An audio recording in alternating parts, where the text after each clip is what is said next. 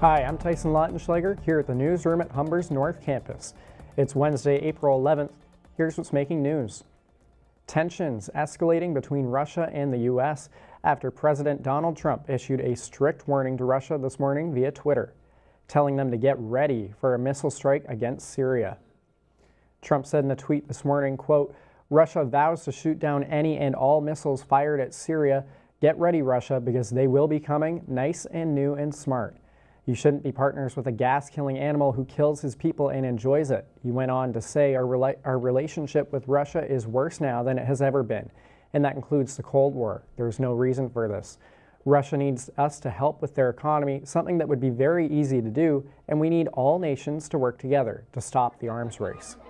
The war words from the president comes on the heels of Russia's ambassador to Lebanon saying any American airstrike on Syria would be shot down. An alleged targeted chemical attack in the Syrian town of Douma killed at least 60 people over the weekend and left more than 1,000 injured. Syrian President Bashar al-Assad's government and Russia say there's no evidence that a gas attack had taken place, and the claim was bogus. Meanwhile, a group of senators are moving to protect special counsel Robert Mueller's job as Trump has publicly mused about firing him. Do you believe he has the power to fire special counsel Robert Mueller? Does he believe that's within his power? Certainly believes he has the power to do so. 4 senators from both major U.S. parties plan to introduce legislation giving any special counsel a 10-day window to seek an expedited judicial review of a firing. It signals concerns that Trump has expressed growing interest in firing Mueller after an FBI raid on the House and office of his personal attorney, Michael Cohen. As Mueller's investigation of ties between Russia and the Trump campaign wears on, Trump has repeatedly called it a witch hunt. Trump called Mueller's latest raid an attack on Americans. Republican House Speaker Paul Ryan says he won't be running for re-election and plans to retire from Congress after this year. Ryan, the 48-year-old from Wisconsin, has been in Congress since 1999. He became Speaker of the House in 2015. 2 sources told CNN that Ryan just wants to spend more time with his family. A devastating tragedy in Algeria today. Over 250 people are dead after a military plane crashed in the North African nation.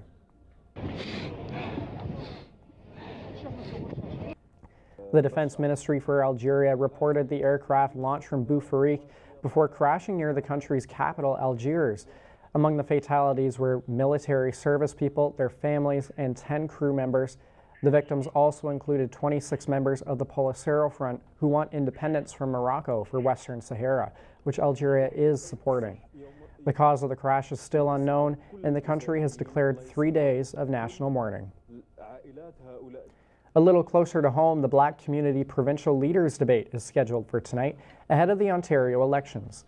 Premier Kathleen Wynne, NDP leader Andrea Horwath, and Green Party leader Mike Schreiner are all attending, but Ontario PC leader Doug Ford will not be there. The debate allows leaders to discuss their plans for Ontario's Black community and comes on the heels of Ford's controversial statements about him doing more for the Black community than any other politician, except for his late brother Rob Ford. Multiple invitations were sent, according to organizers, but all were declined by Ford, who's touring Northern Ontario instead. Alleged serial killer Bruce MacArthur has been charged with his 7th count of first-degree murder. The Crown Attorney has identified the victim as 44-year-old Abdul Basir Faizi. MacArthur is set to appear in court via video on April 25th.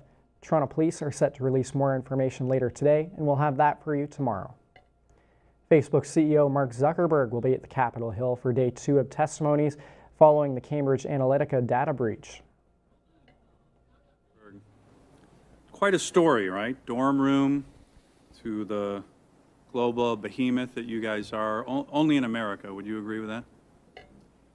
Senator, mostly in America. You couldn't do this in China, right? Or what you did in 10 years. Well, Senator, there are some very strong Chinese internet companies. Right, but you're supposed to answer yes to this question. Okay, come on, I'm trying to help you, right? I mean, give me a break. You're in front of a bunch of... The answer is yes, okay? So thank you. Today's hearing comes after the initial hearing, which was held on Tuesday.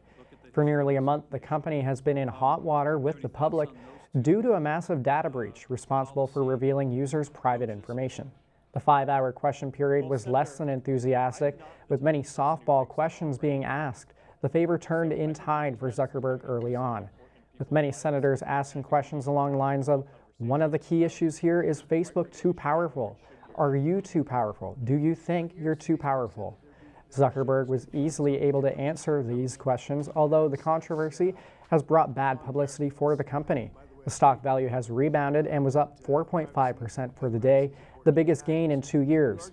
Laughing over many questions, the hearing seemed to be a relaxed atmosphere for day one, but the second day just underway. We'll soon know if this becomes a more serious affair. It was a big night for the Toronto FC in Mexico, and the beginning of the Stanley Cup playoffs kicks off tonight. We go to Eugenio Guerrero for the details. Thanks, Tyson. The NHL playoffs get underway tonight. The third-seeded Minnesota Wild will visit the second-seeded Jets. The Flyers will visit the Penguins, and the Kings will take on the Golden Knights. Tomorrow, the Devils play the Lightning, while the Blue Jackets will take on the Capitals. On the West Coast, the heavily favored Predators will play the Avalanche, who just squeaked into the postseason on their last game. Lastly, we have the Battle of California, where the third-seeded San Jose Sharks will take on the second-seeded Anaheim Ducks in the Pacific Division. The Toronto Maple Leafs will also visit TD Gardens to face the Boston Bruins. Toronto finished the season breaking multiple records, including their overall point record, and Frederik Andersen set the most goalie wins in a season. It's a chance at redemption for the Leafs. It'll be the first time the Leafs play the Bruins in a playoff matchup since their Game 7 collapse at the hands of Boston in 2013. Now to the pitch with the second leg of TFC in Mexico taking on Club America. The game went to the legendary Estadio Azteca in Mexico, and TFC came into the match up 3-1 in aggregate. Just minutes into the game after Jose Altuve went down with an injury, his replacement, Tosaint Ricketts, takes the ball over the top and is able to slide it across to Jonathan Osorio to give TFC a 1-0 lead and that big away goal. Ricketts just barely stays onside, and what a pass that was from Sebastian Giovinco. Ricketts got some help on the pass from a Club America defender. Nonetheless, the goal gave TFC a commanding 4-1 lead on aggregate. The TFC fans who went to Mexico, yeah, they're loving it. Back to the way now, Club America is beginning to press, but TFC keeper Alex Bono, he says no way. An incredible save to keep TFC up. It's been so good for TFC, he doesn't get enough credit. Second half now, Club America is continuing to press, but Bono just doing what he does best. Another great save. He was named player of the match, by the way, and well deserved. He was big. Club America would score a late goal, and the final score would be 1-1. Good enough for a TFC 4-2 win on the aggregate, and they advance to the final. To the diamond, where the Blue Jays continue their strong start to the season in a big 2-1 win over the Baltimore Orioles. Aaron Sanchez carried a no-hitter into the 8th inning before giving up 3 hits and 1 run. From there, his teammates took over. Curtis Granderson hit his first home run as a Blue Jay in the 9th inning, and Roberto Osuna recorded his 5th save in the win. Tonight, the Jays look to complete the sweep. Marco Estrada is on the mound for the Jays. First pitch is 7:05. That's it for sports today. Now back to you, Tyson. Thanks, Eugenio. Now for a look at your 3-day weather forecast. No snow on the radar, but don't get too excited. We'll be making up for it with rain. A high of 7 degrees today with a mix of sun and clouds and a few showers ending this evening. Then mainly cloudy and a low of -2. Tomorrow a high of 16 degrees. Periods of rain ending in the afternoon, then a mix of sun and cloud. Cloudy periods overnight and a low of 1 degree. And on Friday, cloudy with a chance of showers and a high of +4. And tonight, periods of rain and a low of +1. Before we go, the streets of Thailand were flooded, quite literally, today. Locals as well as tourists kicked off a water-splashing Songkran festival with elephants. The elephants, painted with colorful flowers from trunk to toe, showed no mercy to children and adults alike as they slurped up water and sprayed them in the scorching heat. Tourists and volunteers gathered around, some armed with water buckets, others with cameras to capture this moment. Songkran is also widely observed in other Southeast Asian countries as a Lunar New Year celebration.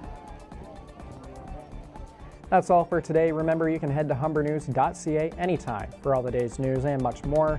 Humber News is written and produced by students in the journalism program. Our technical crew are students in the broadcast videography program. I'm Tyson Lautenschlager. Thanks for watching. We'll see you again next time.